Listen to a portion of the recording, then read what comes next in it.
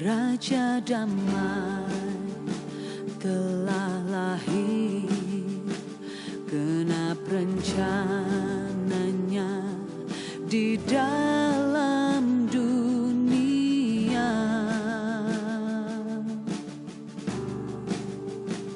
Putra Tunggal Maha Kudus, satu-satunya penebus, datang ke dunia sebagai jawaban.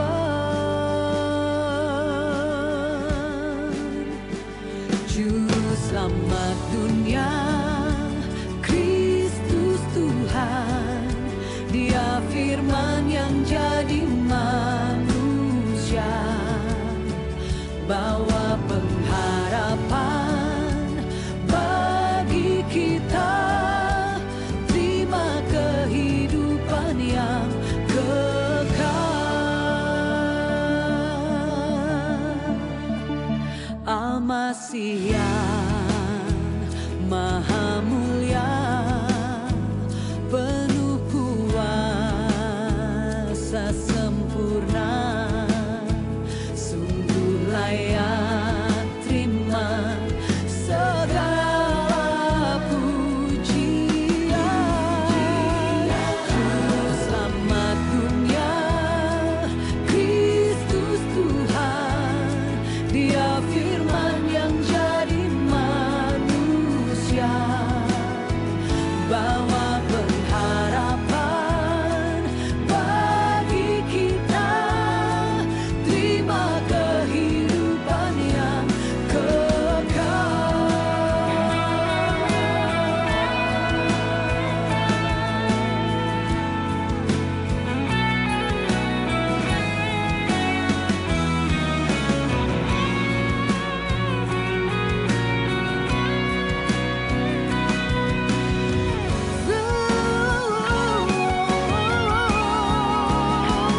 Juru selamat dunia, Kristus Tuhan, Dia firman yang jadi manusia, bawa pengharapan bagi kita, terima kehidupan yang kekal. Kristus Tuhan, Dia firman yang jadi manusia, bawa pengharapan bagi kita, terima kehidupan yang kekal, terima kehidupan yang kekal, terima kemuliaan yang besar.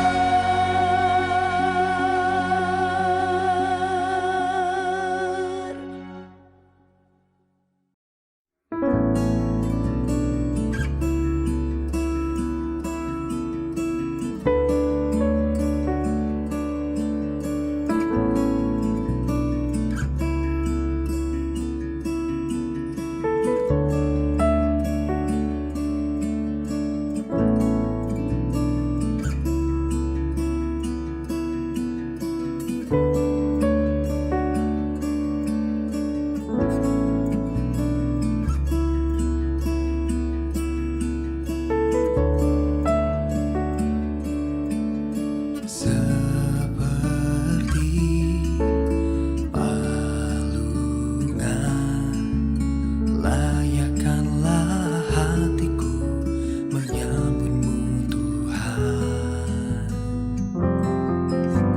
Seperti emas kemenyan dan mur, biar hidupku berkenan padamu.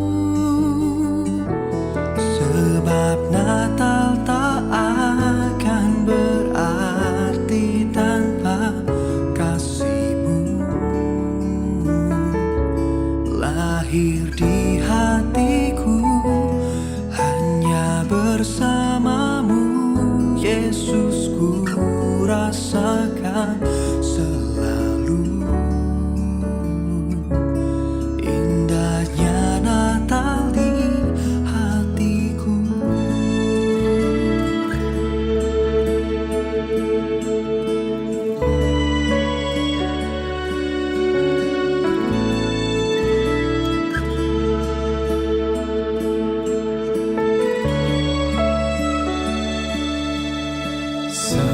Seperti palungan, layakkanlah hatiku menyambutmu Tuhan. Seperti emas kemenyan dan mur, biar hidupku berkenan padamu. Sebab Natal tak akan berarti tanpa kasih-Mu. Lahir di hatiku hanya bersama-Mu, Yesus, ku rasakan selalu. Indahnya Natal di hatiku.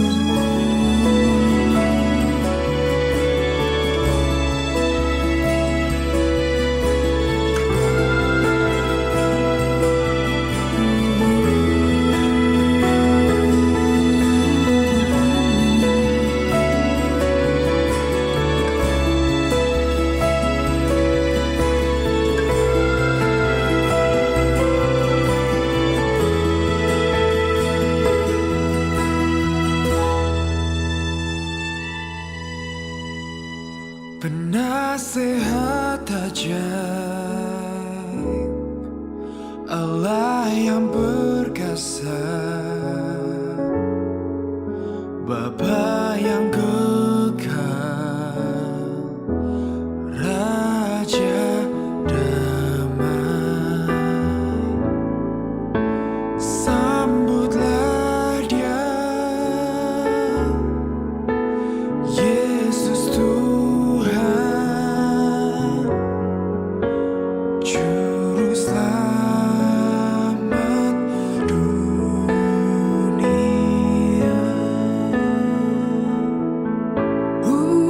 Penasehat ajaib, Allah yang perkasa, Bapa yang kekal, Raja damai. Sambutlah Dia, Yesus Tuhan, Juru Selamat dunia.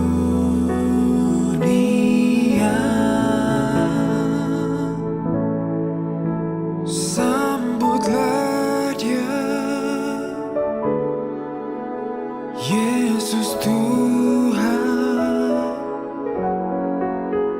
Juru Selamat dunia.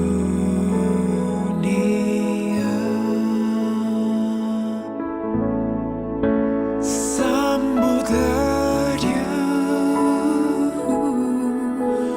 Yesus Tuhan, Juru Selamat dunia.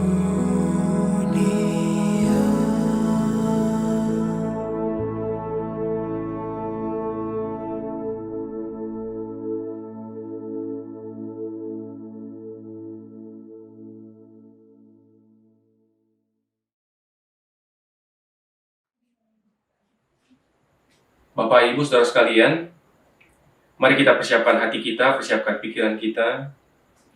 Kita tenangkan hati untuk menikmati hadirat Tuhan. Kita masuki ibadah pada pagi hari ini. Mari kita bersama-sama bersaat dulu.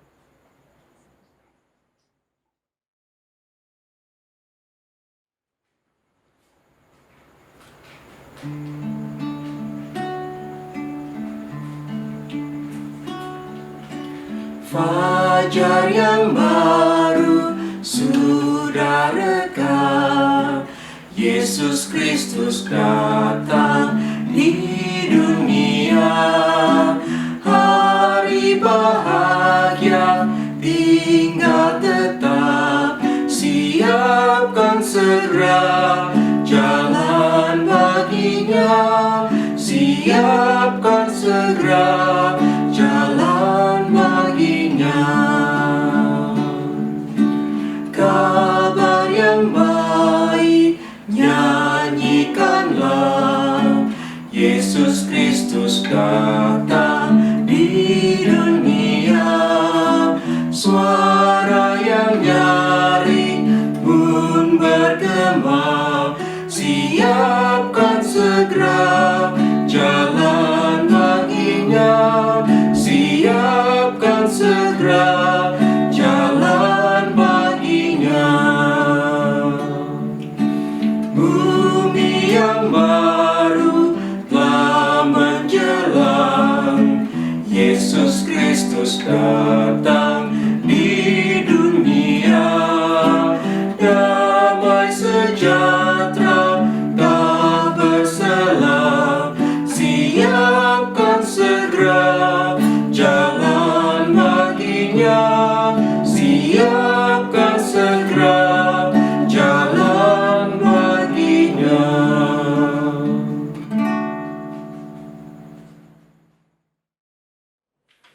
Selamat pagi Bapak, Ibu, Saudara sekalian. Selamat datang di kebaktian IRC hari ini tanggal 20 Desember 2020. Hari ini kita memasuki Minggu Advent yang keempat. Minggu Advent yang terakhir sebelum kita memasuki merayakan Natal, merayakan kelahiran Tuhan Yesus. Mari kita sama-sama, kita sebelum memulai kebaktian kita nyalakan lilin Minggu Advent kita.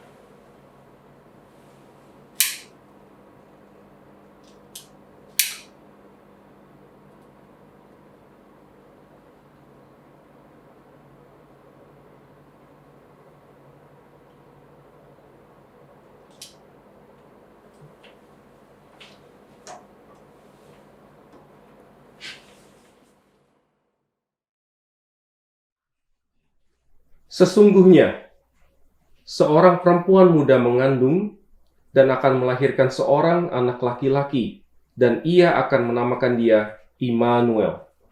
Sebab seorang anak telah lahir untuk kita, seorang putra telah diberikan untuk kita. Lambang pemerintahan ada di atas bahunya, dan namanya disebutkan orang. Penasehat ajaib, Allah yang perkasa, Bapa yang kekal, Raja damai. Mari Bapak Ibu Saudara sekalian, kita memasuki ibadah kita hari ini dengan menyembah Tuhan. Mari kita naikkan pujian Away in the Manger.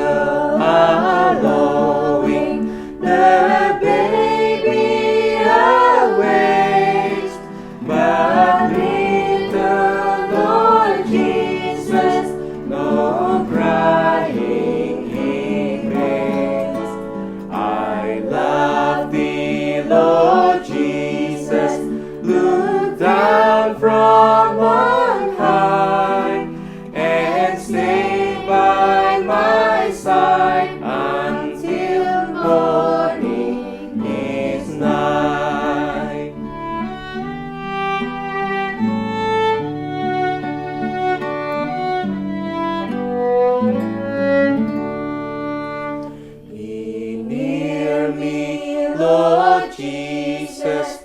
I ask thee to stay close by me forever and love me, I pray.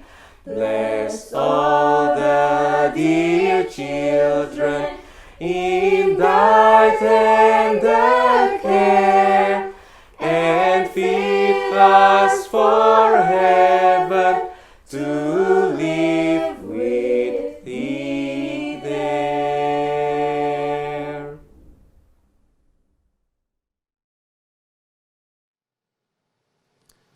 Jemaat dan dikasihi Tuhan, ibadah Minggu Advent yang keempat pada pagi hari ini kita mulai dengan pengakuan bahwa pertolongan bagi kita datang dari Allah, pencipta langit dan bumi. Kasih karunia dan damai sejahtera dari Allah Bapa kita dan dari Tuhan Yesus Kristus menyertai saudara sekalian. Amin.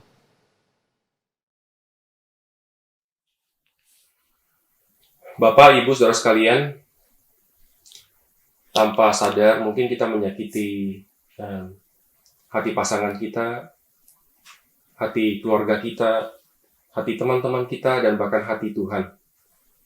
Kita seringkali mungkin melakukan atau mengatakan sesuatu yang tidak seharusnya kita katakan atau kita lakukan. Saat ini adalah saat yang tepat untuk sama-sama kita mau mengakui segala kesalahan kita di hadapan Tuhan, dan kita mau mohon ampun kepada Tuhan.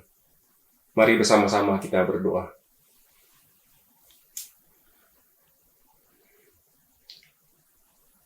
Bapa yang ada di surga, pagi hari ini kami datang Tuhan. Kami sebagai kami apa adanya, dengan segala kelemahan kami, dengan segala cacat celah kami ingin mengakui Tuhan bahwa kami adalah manusia yang cenderung berbuat dosa, yang cenderung memuaskan hawa nafsu diri kami sendiri, memuaskan apa yang kami inginkan Tuhan. Seringkali kami menyakiti hati orang-orang di sekeliling kami. Kami mohon ampun Tuhan. Tolong sucikan kami Tuhan, ajar kami untuk selalu mengingat bahwa anugerah-Mu begitu besar buat kami sepanjang hari, sepanjang hidup kami Tuhan. Ajar kami untuk terus melihat bahwa anugerah-Mu yang melimpah atas hidup kami, dengan demikian kami akan bisa berubah untuk lebih baik, hidup untuk Tuhan, dan tidak mengingat-ingat kesalahan orang lain yang orang lain kerjakan untuk kami Tuhan. Terima kasih Bapa di surga, sucikan kami, layakkan kami sehingga kami boleh duduk diam hadir di hadapan Tuhan, kami boleh mendengarkan firman Tuhan, kami boleh diperbaharui dan kami boleh bertumbuh di dalam Tuhan. Terima kasih Bapa di surga, terima kasih untuk segala sesuatu yang Kau kerjakan. Kami mau memuji nama Tuhan, memuliakan nama Tuhan. Kalau sebentar lagi Natal akan tiba, biar kami terus boleh mengingat kelahiran anak-Mu, Tuhan Yesus, ke dalam dunia yang kami rayakan sebentar lagi. Kami berdoa di dalam nama Tuhan Yesus Kristus, Juru Selamat yang telah datang. Amin. Saya undang Bapak dan Ibu Saudara sekalian untuk bangkit berdiri. Marilah kita mendengarkan berita anugerah dan petunjuk hidup baru yang terambil dari 1 Yohanes 3 ayatnya yang ke-18. 1 Yohanes 3 ayatnya yang ke-18 berbunyi demikian. Anak-anakku, marilah kita mengasihi bukan dengan perkataan atau dengan lidah, tetapi dengan perbuatan dan dalam kebenaran. Saya persilahkan Bapak Ibu untuk duduk kembali. Marilah kita persiapkan hati dan pikiran kita untuk mendengarkan firman Tuhan yang akan dibawakan oleh penginjil Sabian dari IPC Renwick dengan menaikkan pujian Amazing Grace.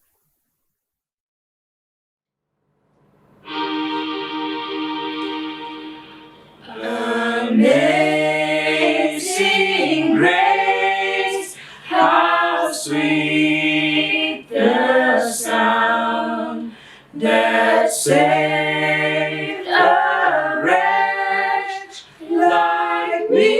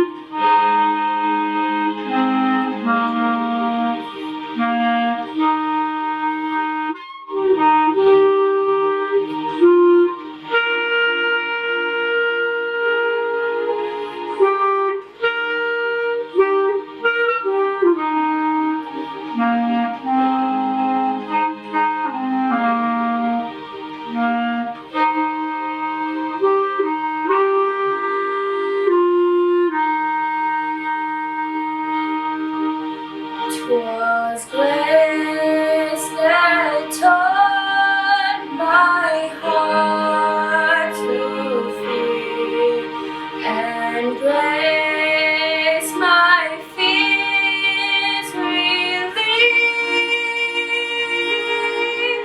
How precious did that grace appear the hour I first believed.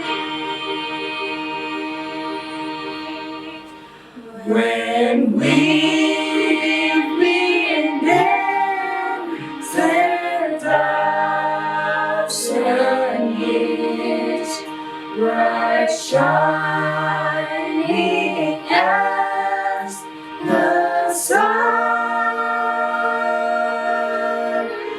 we've no less days to sing God's praise than when we first began.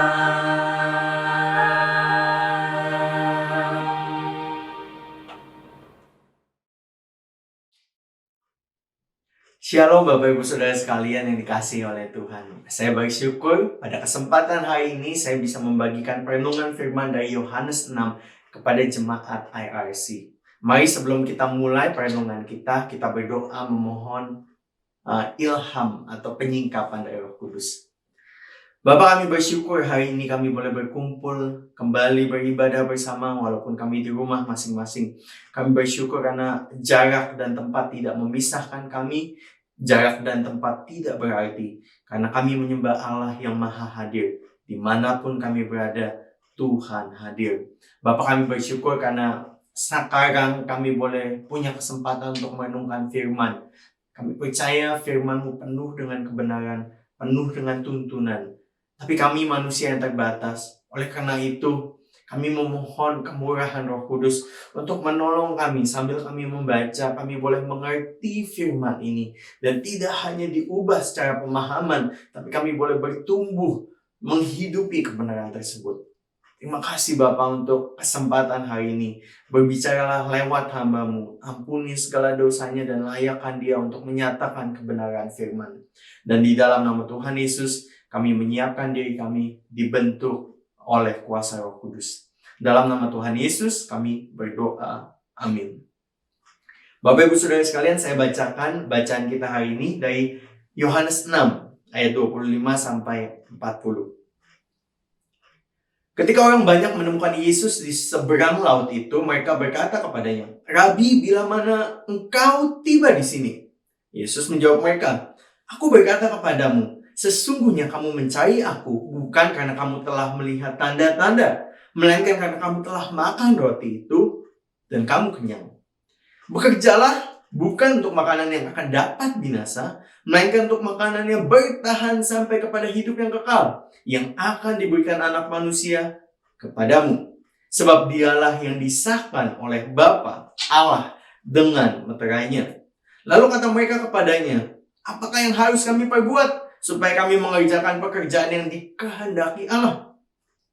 Jawab Yesus kepada mereka, "Inilah pekerjaan yang dikehendaki Allah, yaitu hendaklah kamu percaya kepada Dia yang telah diutus Allah." Maka kata mereka kepadanya, "Tanda apakah yang kau perbuat supaya dapat kami melihatnya dan percaya kepadamu?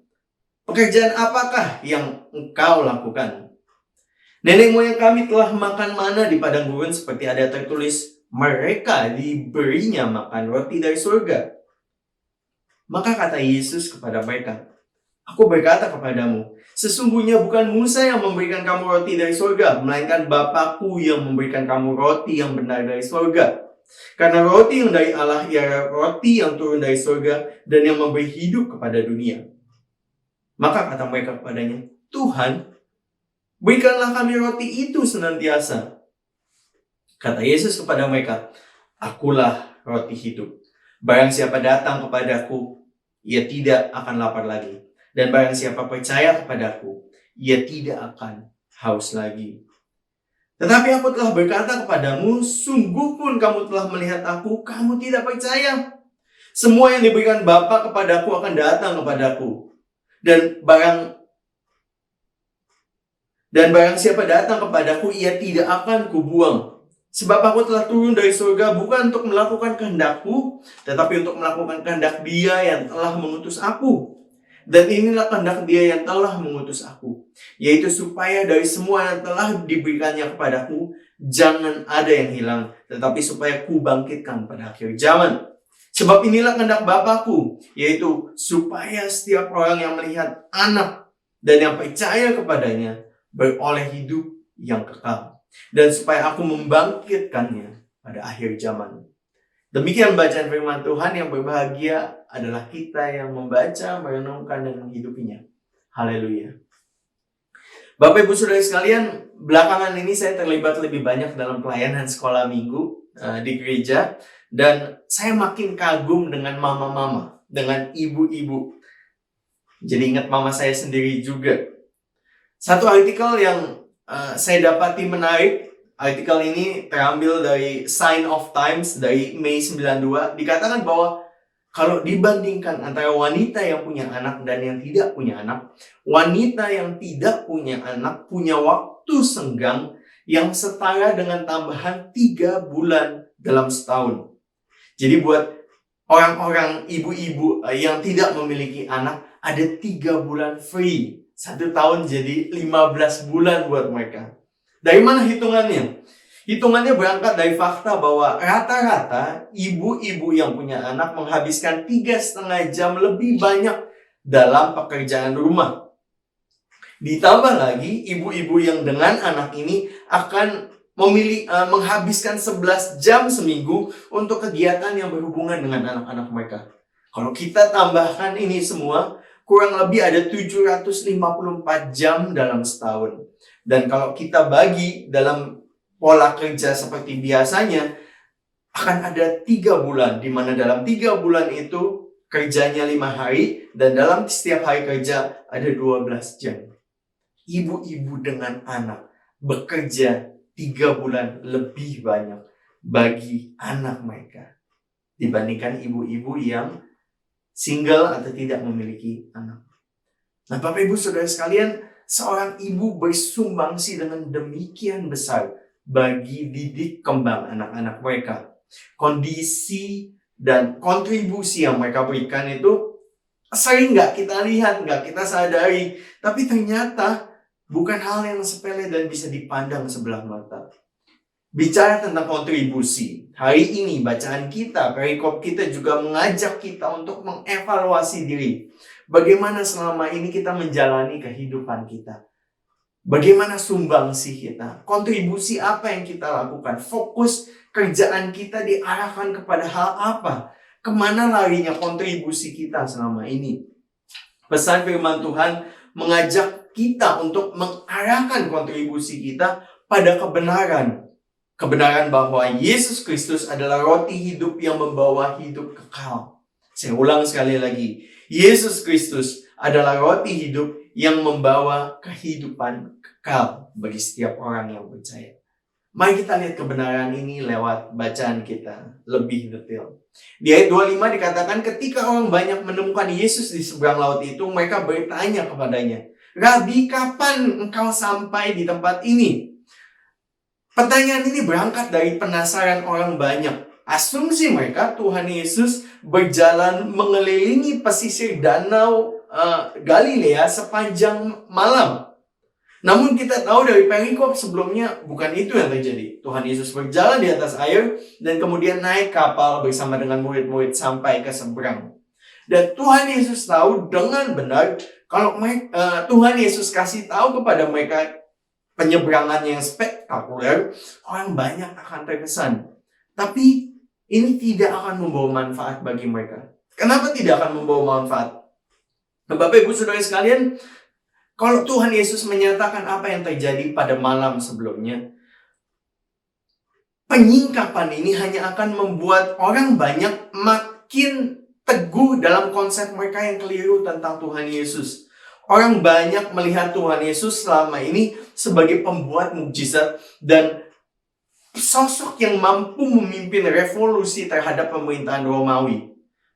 Tuhan Yesus ini tokoh revolusi yang mumpuni. Dan itu yang cara mereka melihat Tuhan Yesus. Dengan menyatakan mukjizat yang berjalan di atas air semalam, ini hanya akan meyakinkan mereka bahwa konsep yang keliru itu makin mantap. Dan Tuhan Yesus tidak mau bikin konsep yang keliru makin diteguhkan. Oleh karena itu, Tuhan Yesus langsung menyingkapkan kepada mereka alasan utamanya. Tuhan Yesus langsung masuk ke jantung hati dan di ayat 26 dikatakan demikian. Aku berkata kepadamu, sesungguhnya kamu mencari aku bukan karena kamu telah melihat tanda-tanda, melainkan karena kamu telah makan roti dan menjadi kenyang. Bapak Ibu Saudara sekalian, orang-orang mencari Tuhan Yesus karena keuntungan material, bukan karena mereka melihat tanda dan akhirnya percaya bahwa Yesus adalah utusan Allah yang harus diikuti dan dipercayai. Tuhan Yesus kemudian di ayat 27 mencoba mengarahkan perhatian orang ke jalur yang benar. Di ayat 27 dalam bahasa saya, seolah-olah Tuhan Yesus bilang begini, sadarilah, apakah sekarang kau hanya memikirkan makanan yang hanya mengenyangkan sesaat? Evaluasi kembali fokusmu, hai orang banyak. Sebab kerajaan Allah bukanlah tentang makanan yang bisa busuk. Sebaliknya, bekerjalah untuk makanan yang bertahan sampai kepada hidup yang kekal. Makanan yang demikian, di ayat 27 dikatakan hanya punya distributor tunggal. Yang bisa ngasih cuma satu, yaitu Anak Manusia. Jadi Bapak Ibu Saudara sekalian, hanya Tuhan Yesuslah yang dapat menyediakan roti hidup itu. Karena Ia dikatakan di sini telah disahkan oleh Bapa dengan materainya. Kemungkinan ketika Tuhan Yesus mengungkapkan hal ini, Ia telah disahkan oleh Bapa sebagai distributor tunggal. Yang dimaksud adalah ketika Ia dibaptis dan ada Roh Kudus yang turun atasnya. Itu sebagai materai, sebagai segel, sebagai penegasan atau yang bikin legal, Bapak Ibu Saudara sekalian. Intinya jelas, kalau kita baca terus lagi di ayat 28 dan 29, Tuhan Yesus bilang, cari makanan yang bisa bikin hidup kekal. Tapi orang-orang bertanya, ketimbang mencari tahu apakah roti atau roti yang bisa membawa hidup yang kekal, orang-orang bertanya di ayat berikutnya, dikatakan di sini, apakah yang harus kami perbuat? Ayat 28, supaya kami mengerjakan pekerjaan yang dikehendaki oleh Allah. Pertanyaan ini senada dengan pertanyaan orang kaya, orang muda yang kaya yang ada di Matius 19 ayat 16 sampai 26. Orang muda itu bertanya kepada Tuhan Yesus, Guru, perbuatan baik apakah yang harus kuperbuat untuk memperoleh hidup yang kekal? Orang Farisi pada masa itu juga terbiasa menimbang dan menghitung pekerjaan-pekerjaan yang membuat seseorang layak untuk masuk ke dalam kerajaan Allah. Tapi kita semua tahu, tidak ada pekerjaan satupun dari kontribusi kita yang bisa bikin kita layak untuk menerima keselamatan. Oleh karena itu, Tuhan Yesus kasih tahu caranya, gimana supaya bisa dapat keselamatan. Satu-satunya jalan adalah dikatakan di ayat 29, inilah pekerjaan yang dikehendaki Allah, yaitu hendaklah kamu percaya kepada Dia yang telah diutus Allah. Ini satu-satunya jalan untuk mereka boleh beroleh hidup yang kekal. Percaya, beriman kepada Dia yang diutus oleh Allah. Apakah ini berarti keselamatan berdasarkan pekerjaan, bukan pemberian Allah? Bapak Ibu Saudara sekalian, ketika Tuhan Yesus berkata, inilah pekerjaan itu, maksud Tuhan Yesus bukan lewat pekerjaan ini, usaha ini, mereka bisa diselamatkan. Kitab Yohanes dengan jelas, ada begitu banyak ayat di kitab ini yang menjelaskan bahwa keselamatan semata-mata hanya anugerah. Tapi bukan berarti manusia tidak punya tanggung jawab di dalamnya. Analogi yang muncul, itu seperti pohon ek yang besar. Bapak Ibu Saudara sekalian, akarnya pohon ek atau pohon beringin yang besar itu melakukan pekerjaan yang tidak dapat dipercaya. Dia sedot air, dia sedot nutrisi, dan memberikannya kepada ranting-ranting. Memberikan makanan kepada daun-daun, sehingga bisa tumbuh subur dan besar.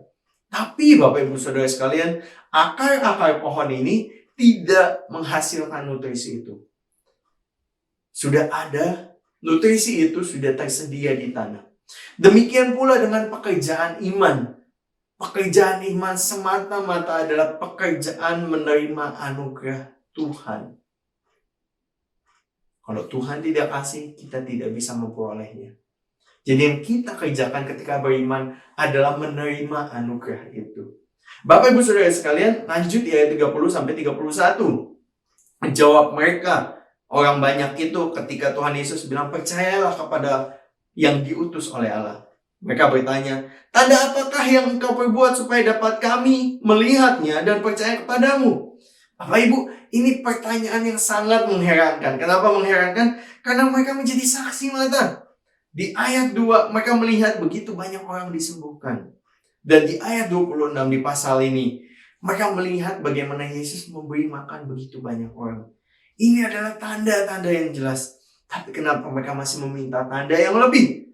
Tanda apakah yang engkau perbuat supaya kami percaya kepadamu? Bapak Ibu Saudara sekalian, mungkin menolong untuk kita bisa mengerti konteks orang banyak ini lebih baik kalau kita sadar sekali lagi siapa Tuhan Yesus di mata mereka.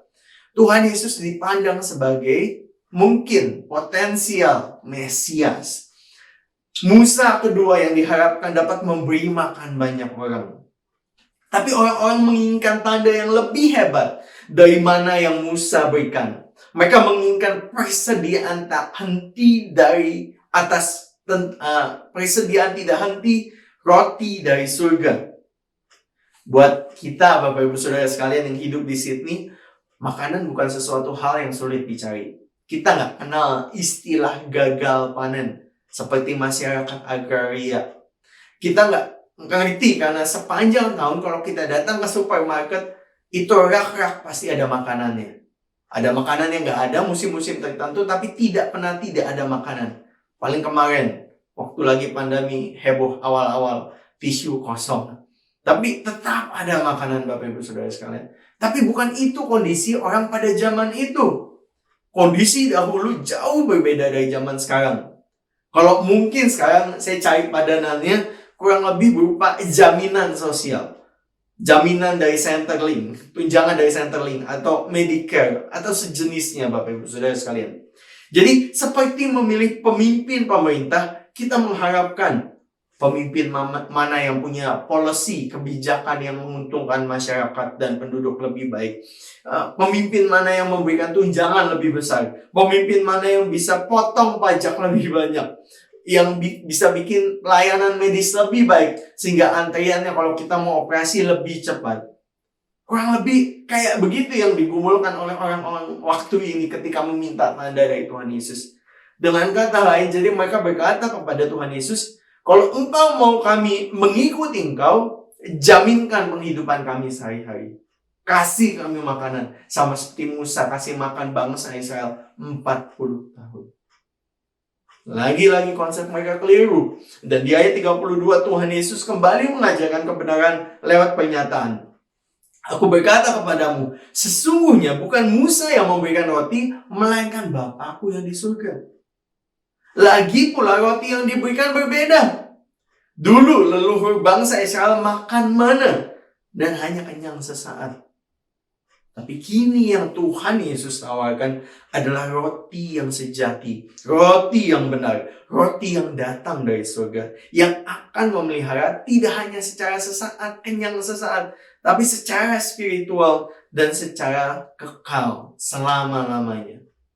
Ketika orang banyak mendengar pengajaran Tuhan Yesus, orang banyak jadi berkata di ayat 34, Tuhan, berikanlah kami roti itu senantiasa. Orang banyak ingin punya roti ini. Sama seperti perempuan Samaria di beberapa pasal sebelumnya. Dia berkata, Tuhan, berikanlah aku air hidup itu, supaya aku tidak harus menimba lagi air di sumur ini. Bapak Ibu Saudara sekalian, Tuhan Yesus menjawab dengan lantang dan tegas di ayat 35. Kata Yesus kepada mereka, "Akulah roti hidup. Barang siapa datang kepadaku, ia tidak akan lapar lagi. Dan barang siapa percaya kepadaku, ia tidak akan haus lagi." Pernyataan "aku adalah roti hidup" adalah 7 perkataan Tuhan Yesus yang tersebar di kitab Yohanes. Dan ini adalah salah satunya. Akulah roti hidup. Maksud perkataan ini adalah bahwa Yesus merupakan sumber kehidupan spiritual yang akan memuaskan kehausan terdalam mereka. Roti dan ikan yang sehari sebelumnya mereka santap memang dihasilkan dengan mukjizat. Tetapi tetap saja roti dan ikan yang fana. Dalam pengertian yang demikian, mereka yang percaya kepadanya tidak akan lapar lagi. Karena mereka akan mendapat roti yang berbeda. Berbeda dari roti yang mereka terima sehari sebelumnya, bahkan berbeda dari roti yang leluhur mereka terima selama di padang gurun. Kerinduan mereka untuk mengenal Allah akan dipuaskan. Itu yang Tuhan Yesus katakan di ayat 35. Nah, Bapak Ibu Saudara sekalian, saya teringat dari perkataan seorang teolog namanya Blaise Pascal. Dia katakan setiap manusia punya lubang di dalam hatinya. Lubang yang terlalu lebar, terlalu gelap, terlalu dalam untuk bisa diisi apapun kecuali oleh Allah. Tetapi manusia dalam keberdosaannya, kita mencoba mengisi lubang itu dengan hal-hal yang lain. Kita coba isi dengan keluarga kita, pasangan kita, anak kita. Kita coba isi dengan hobi kita, dengan pencapaian kita, dengan kesuksesan kita, dengan material. Kita coba isi, tapi Blaise Pascal berdasarkan ayat ini jelas ada kekosongan, ada kehausan yang tidak bisa dipuaskan oleh siapapun kecuali oleh Allah sendiri. Dan itu yang Tuhan Yesus tawarkan di bagian ini. Barang siapa datang kepadaku, ia tidak akan kubuang. Barang siapa datang kepadaku, ia tidak akan lapar lagi. Ia tidak akan haus lagi. Dan ia akan kuterima. Nah, Bapak Ibu Saudara sekalian, pernyataan ini harusnya meneguhkan orang-orang di sana.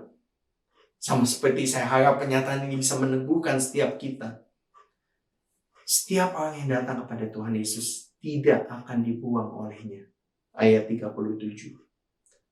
Jadi siapapun Anda, Bapak Ibu Saudara sekalian yang melihat tayangan ini, renungan hari ini. Bapak Ibu Saudara sekalian, mungkin ada Bapak Ibu Saudara yang berpikir, mungkin saya nggak dipilih sama Allah ya. Atau jangan-jangan kalau saya datang kepada Tuhan Yesus, nanti Tuhan Yesus tolak saya. Bapak Ibu Saudara sekalian, frase tidak akan kubuang dalam bahasa aslinya, bahasa Yunani, itu menggunakan kata negatif ganda yang kuat. Ume. Artinya jaminan betul. Yang datang kepadaku betul-betul tidak akan kubuang. Betul-betul tidak akan kutolak. Siapa yang datang kepada Tuhan Yesus akan disambut olehnya. Bapak Ibu Saudara sekalian, orang banyak meminta bukti, meminta tanda kepada Tuhan Yesus. Dan Tuhan Yesus dapat memberikannya. Tapi jaminan yang Tuhan Yesus kasih, ditolak orang banyak. Karena yang diberikan oleh Tuhan Yesus, yang dijanjikan oleh Tuhan Yesus, tidak seperti yang diharapkan orang banyak.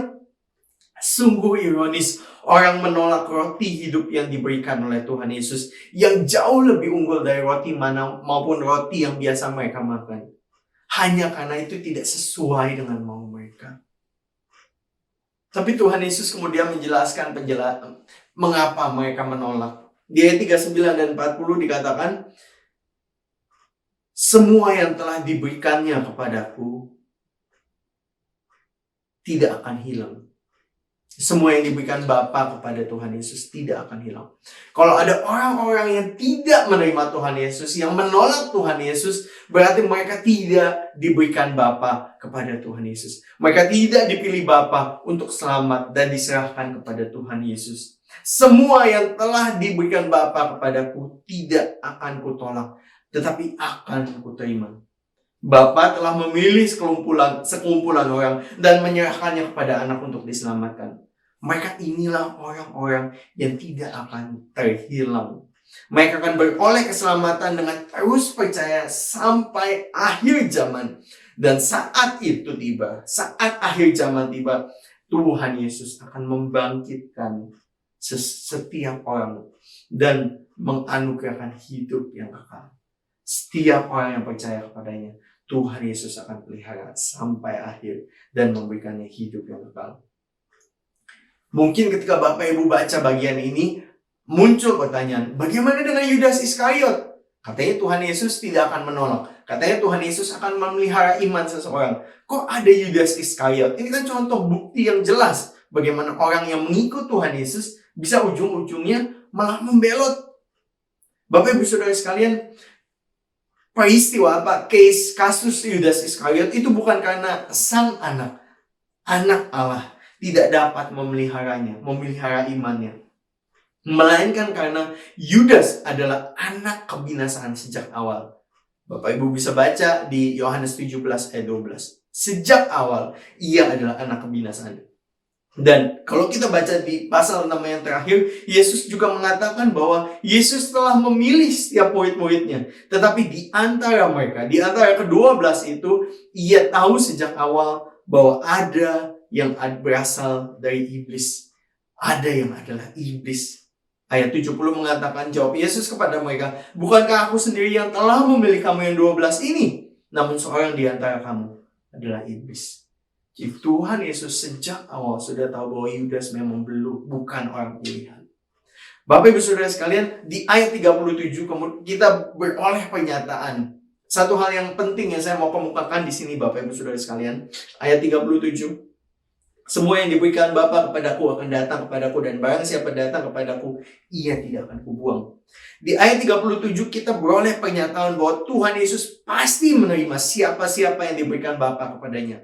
Dan kini ditambahkan di ayat 40 bahwa ia sendiri yang akan menjaga, jangan ada yang hilang sampai akhir.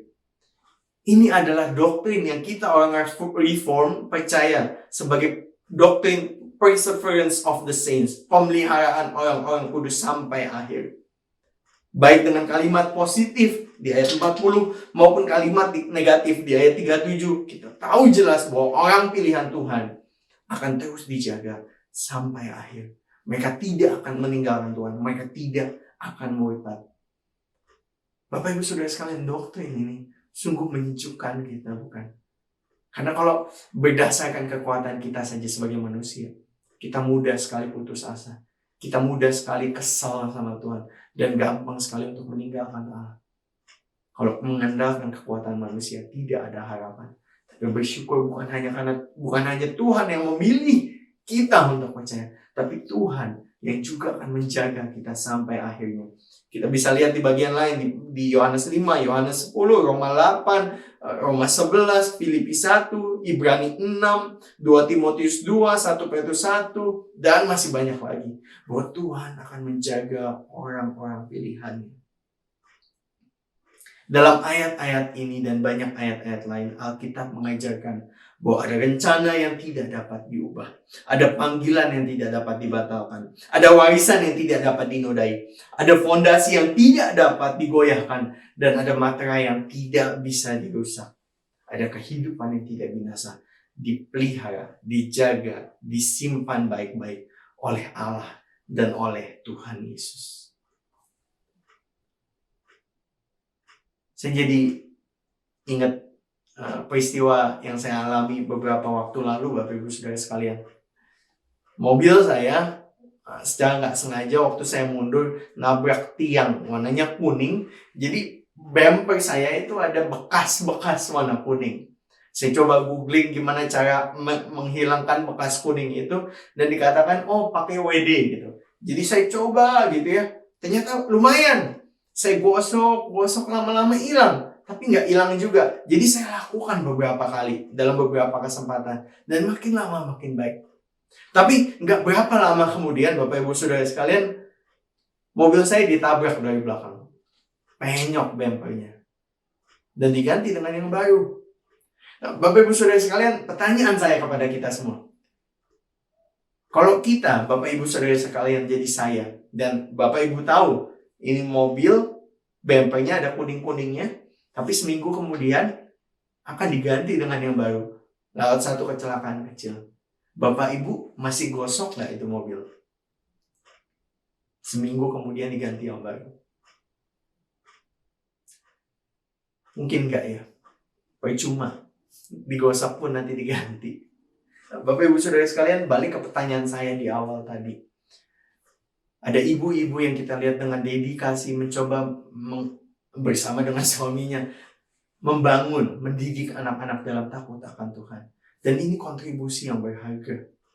Gereja yang sehat dimulai dari keluarga yang sehat. Kalau keluarga-keluarga dalam gereja sehat, gerejanya pasti sehat. Ini kontribusi yang penting. Tapi pertanyaannya, yang bagian ini hendak ajak kita evaluasi, apakah selama ini kita sudah mengkontribusikan hidup kita untuk sesuatu yang berarti?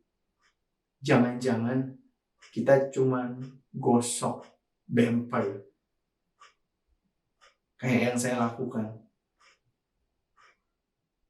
Berita baiknya Bapak Ibu Saudara sekalian, hari ini kita tahu Tuhan Yesus tunjukkan kepada kita apa sebenarnya yang penting, yaitu mengerjakan pekerjaan dengan fokus kepada Allah.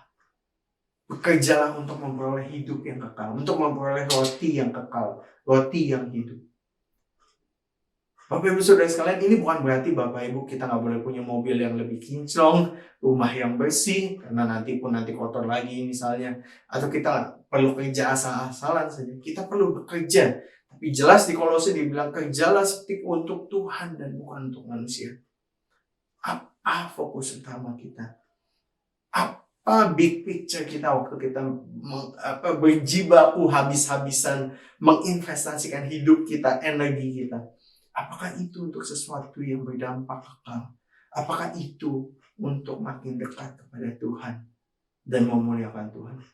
Atau jangan-jangan kita berkontribusi untuk sesuatu yang sebentar lagi akan dibuang sia-sia? Bapak Ibu Saudara sekalian, pada momen setelah Yesus memberi makan 5.000 orang, kerumunan orang mengejar Tuhan Yesus, mencari Tuhan Yesus, supaya mereka boleh lebih lagi mengalami berkat material.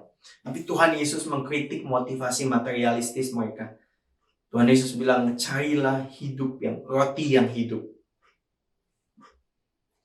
Ketika mereka mencoba membandingkan Musa yang memberi roti surgawi dengan Tuhan Yesus yang hanya menggandakan roti duniawi, Tuhan Yesus menyangganya. Tuhan Yesus bilang yang Musa berikan, lewat Musa berikan kepada bangsa Israel, itu roti dari surga, tapi KW 1. Roti mana? Sebenarnya adalah bayang-bayang yang mau menunjukkan ada roti hidup yang sejati, yaitu Tuhan Yesus sendiri, yang jauh lebih unggul, jauh lebih utama, jauh lebih baik. Roti hidup yang sejati. Dan dengan pengajaran ini, ia menyatakan kepada orang banyak bahwa dirinya adalah hadiah yang Bapa Surgawi berikan kepada setiap umat manusia. Barang siapa percaya kepadanya, barang siapa datang kepadanya tidak akan lapar lagi. Barang siapa yang percaya kepadanya tidak akan haus lagi. Meski Tuhan Yesus dalam benaknya tentu menuntut mereka untuk percaya kepadanya dengan segenap hati. Tetapi bagi pendengarnya, tidak hanya mereka menganggap kata-kata Tuhan Yesus terlalu literal, mereka salah mengartikan, dan mereka dengan hati degil memberontak, menolak diri Tuhan Yesus, dan menolak pengajarannya. Bapak, Ibu, Saudara sekalian, firman Tuhan hari ini menyatakan kepada kita bahwa Yesus Kristus adalah roti hidup yang membawa kehidupan kekal. Mendengar firman hari ini, apakah responmu? Percayalah dengan iman bahwa Yesus adalah roti yang diutus oleh Bapa, roti hidup yang kalau kita percaya, kita bisa mengalami Allah. Dan saksikanlah Bapak Ibu Saudara sekalian, ketika kita beriman kepadanya, Roh Kudus akan terus bekerja. Kita akan melihat karyanya nyata menopang kita di saat-saat sulit. Kita akan tetap setia ditopang oleh kuasa Roh Kudus hingga sampai akhir nanti. Ketika Tuhan Yesus datang kedua kalinya, Ia akan membangkitkan kita pada akhir zaman. Percayalah kepada Tuhan Yesus. Amin. Mari kita berdoa. Bapa, kami bersyukur hari ini untuk firman-Mu. Terima kasih untuk kebenaran firman. Terima kasih untuk penyingkapan surgawi. Sehingga kami boleh tahu sebenarnya apa fokus yang harus kami jalani. Kontribusi yang seperti apa yang harus kami kerjakan. Dan kemana kami harus mengarahkannya. Tolong kami untuk bisa percaya kepada Tuhan Yesus. Kalau ada di antara kami, Bapak Ibu Saudara sekalian, yang selama ini hanya ikut-ikutan, kami tidak betul-betul bilang, Tuhan aku mau ikut Engkau, aku mau menjadikan Engkau sebagai Tuhan dan Juru Selamat. Tuhan aku mau menerima roti hidup ini, kami mau percaya kepada Engkau. Bapa, kalau hari ini saatnya Bapa, ini kesempatan, panggil kami. Bapak Ibu Saudara sekalian, kalau Roh Kudus menjamah hatimu, terima, jawab, respon panggilan Tuhan. Akui dosa-dosamu. Bertobatlah, tinggalkan manusia yang lama dan hidup sebagai manusia yang baru bagi Tuhan. Bapak, terima kasih. Kalau di antara kami ada orang-orang yang sudah percaya kepada Tuhan, terima kasih karena firman Tuhan hari ini boleh meneguhkan iman kami sekali lagi. Kami percaya kepada kebenaran yang sejati. Kami percaya dan sudah berjalan di jalan yang benar. Tolong kami untuk tetap setia kepadamu di dalam kehidupan kami, dalam keseharian kami. Tolong kami ketika kami bekerja, ketika kami mendidik anak kami, ketika kami melakukan pelayanan, kami melakukannya dengan motivasi yang benar, seperti untuk Tuhan dan bukan untuk manusia. Terima kasih Bapa karena kami boleh mengenal Yesus Kristus yang adalah roti yang hidup. Terima kasih untuk iman yang boleh kami terima. Terima kasih untuk karya Roh Kudus di dalam hidup kami sampai saat ini. Terima kasih Bapa. Kami berdoa menyerahkan hidup kami di dalam nama Tuhan Yesus. Amin. Tuhan memberkati.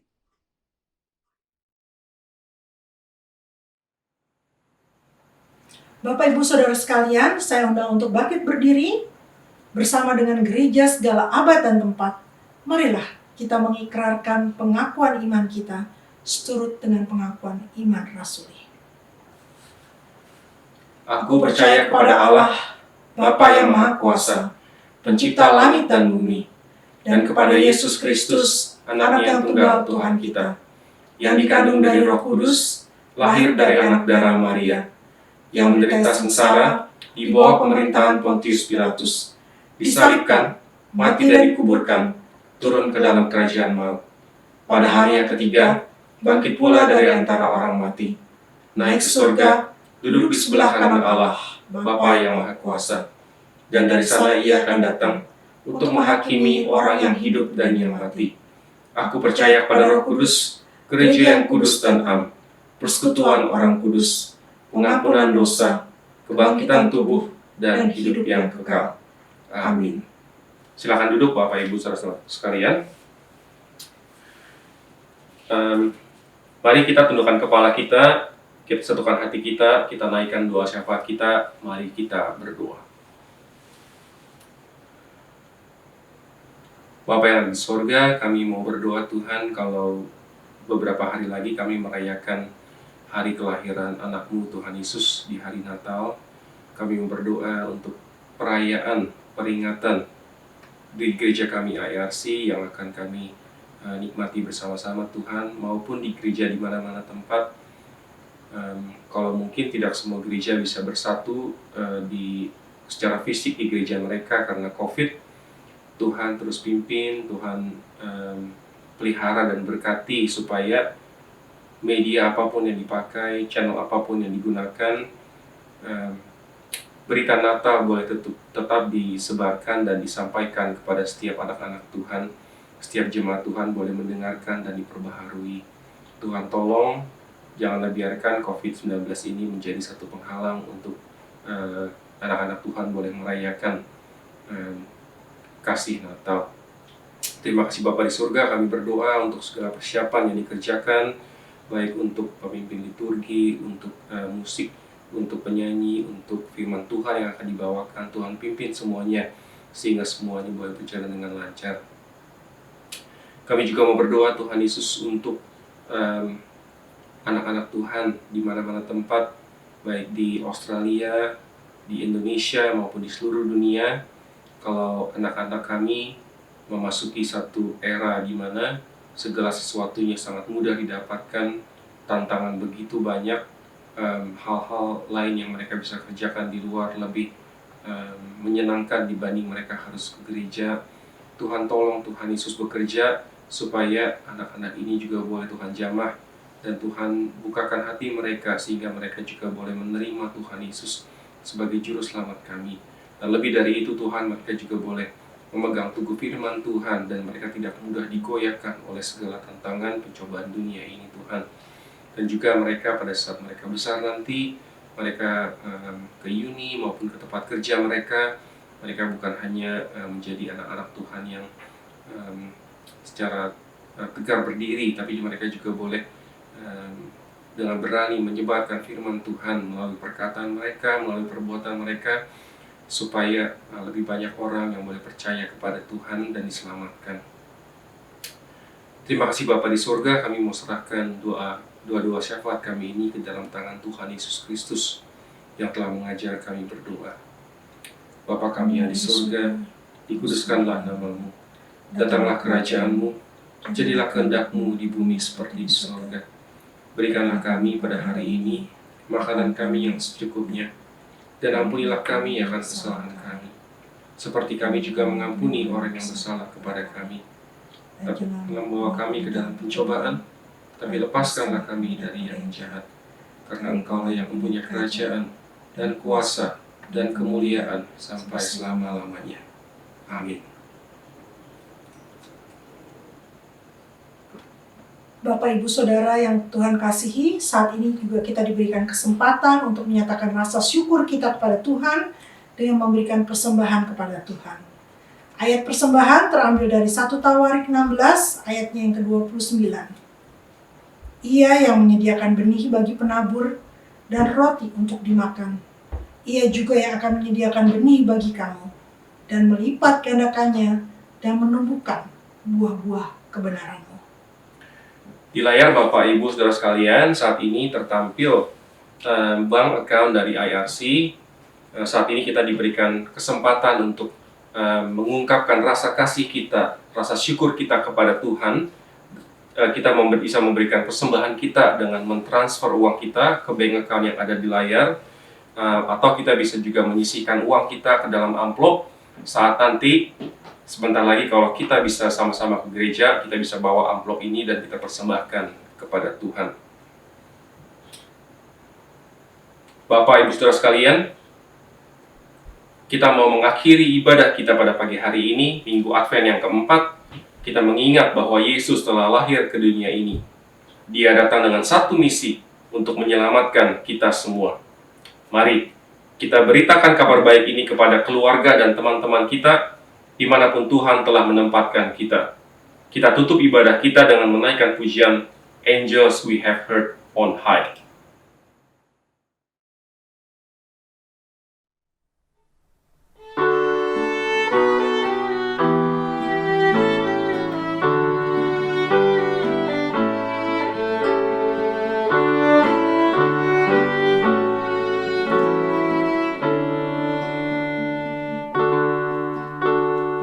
Angels we have heard on high, sweetly singing o'er the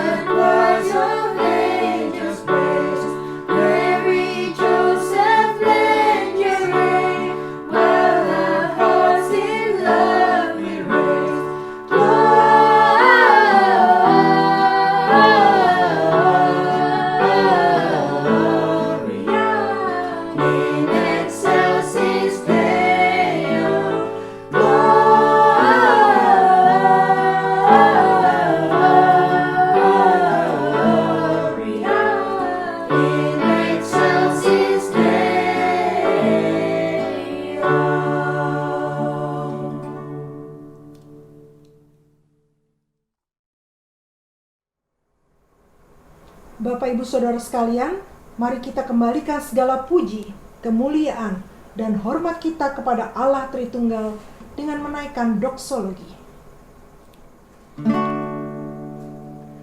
Praise God from whom all blessings flow. Praise Him, all creatures here below. Praise Him above, ye heavenly hosts. Praise Father, Son, and Holy Ghost. Amen.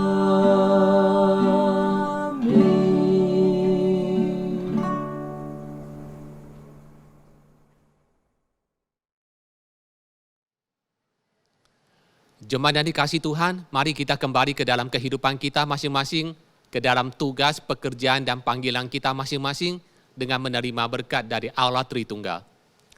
Anugerah dari Tuhan kita Yesus Kristus, cinta kasih dari Allah Bapa kita, persekutuan, penghiburan, kekuatan dari Allah Roh Kudus beserta dengan saudara mulai hari ini sampai Tuhan Yesus datang kembali.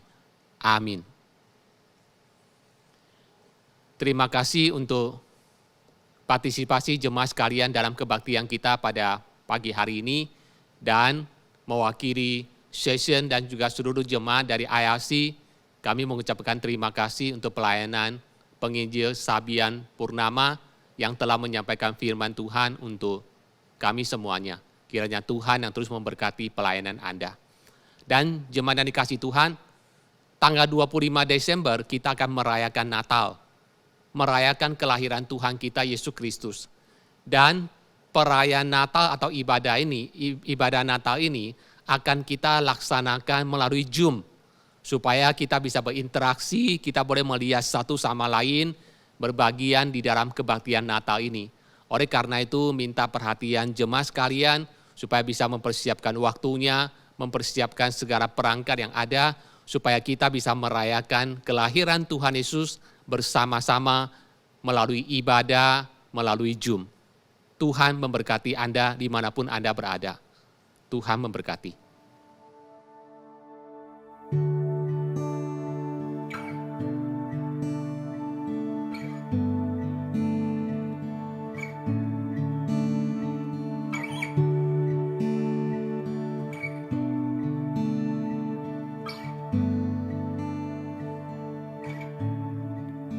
Seorang anak telah lahir untuk kita, seorang putera diberikan, lambang pemerintahan di atas bahunya, dan namanya pun disebut orang penasehat ajaib, Allah yang perkasa, Bapa yang kekal, Raja damai. Sambutlah Dia, Yesus Tuhan, Juru Selamat dunia.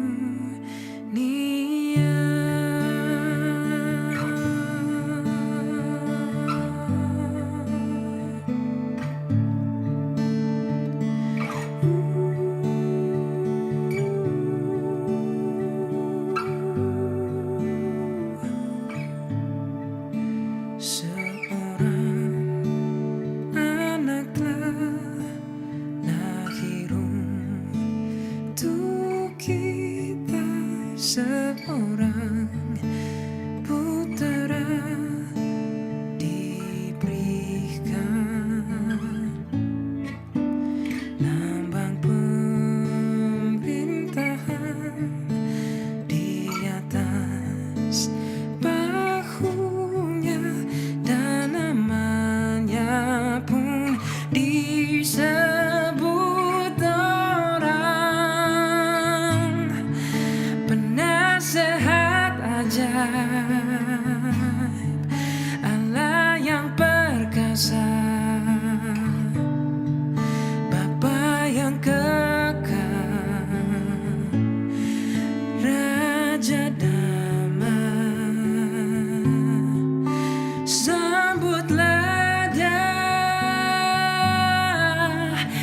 Yesus Tuhan,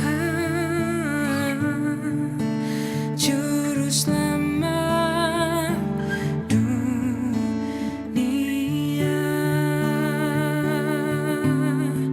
penasehat ajaib